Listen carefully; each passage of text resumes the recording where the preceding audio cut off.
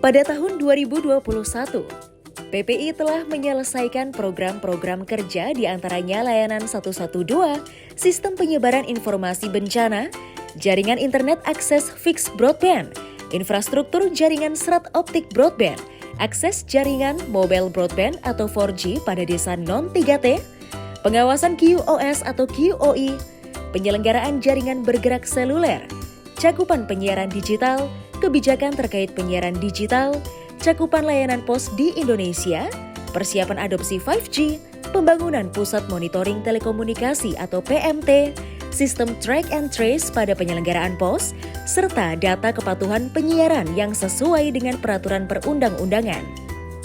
Dijen PPI terus berusaha untuk merealisasikan target dari program prioritas yang telah disusun demi menyokong terwujudnya percepatan transformasi digital. Migrasi analog ke digital sebagai amanat dari penetapan Undang-Undang Nomor 11 Tahun 2020 tentang Cipta Kerja. Dalam rangka mendukung penerapan migrasi analog ke digital, regulasi sebagai payung hukumnya terus disiapkan oleh Dijen PPI untuk menerapkan analog switch off atau ASO berjalan dengan lancar. Melalui penyusunan peraturan perundang-undangan sebagai turunan dari Undang-Undang Nomor 11 Tahun 2020 tentang Cipta Kerja. Regulasi terkait penyiaran digital menjadi salah satu target yang direalisasikan oleh Dijen PPI di tahun 2021 sebagai upaya mempersiapkan ASO atau penghentian siaran digital.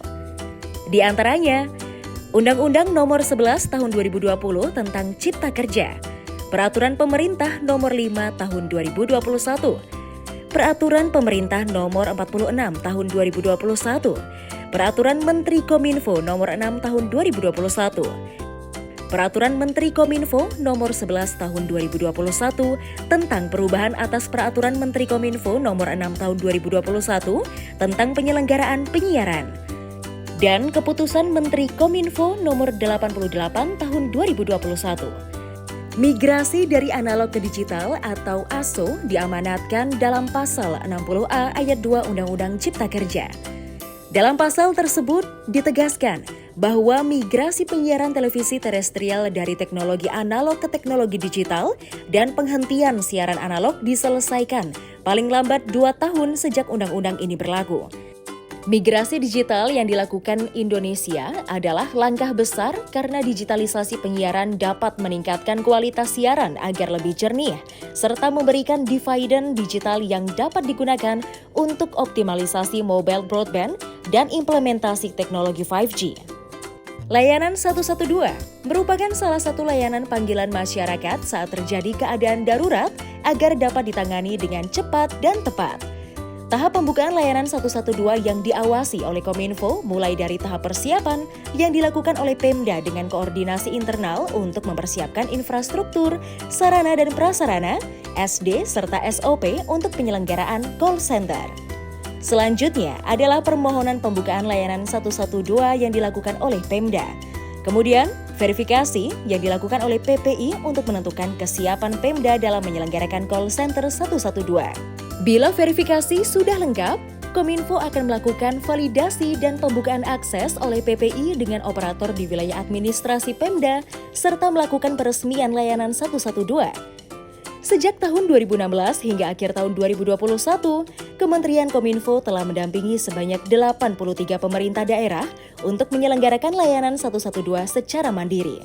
Dijen PPI menargetkan untuk dapat melakukan fasilitasi pembangunan jaringan mobile broadband 4G di 3.435 desa kelurahan yang masuk dalam wilayah non-3T, terdepan, terluar, dan tertinggal. Kegiatan fasilitasi dan koordinasi antara Pemda dan operator seluler ini untuk mendorong pembangunan infrastruktur BTS 4G di wilayah non-3T dibagi dalam 2 tahun, di mana di 2021 telah terbangun BTS di 381 desa dan kelurahan. Sisanya yaitu 3.054 desa akan dibangun pada tahun 2022. Sedangkan untuk menunjang pemenuhan kebutuhan koneksi jaringan yang lebih cepat dan kuat, diperlukan jaringan 5G. Pemerintah pun tengah mengupayakan penyusunan regulasi sebagai payung hukum pengembangan teknologi 5G di Indonesia. Dijen PPI pada tahun 2021 telah berhasil menyusun dokumen roadmap pengembangan 5G di Indonesia. Dalam rangka meningkatkan cakupan layanan pos, Direktorat Pos melakukan resertifikasi ISO 9001-2015.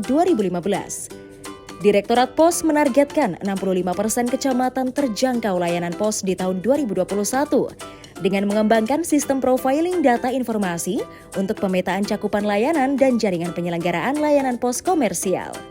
Sistem track and trace pada penyelenggaraan pos adalah sistem bagi para penyelenggara pos melakukan tracking atau pelacakan dan tracing atau penelusuran terhadap kiriman pos yang ditangani.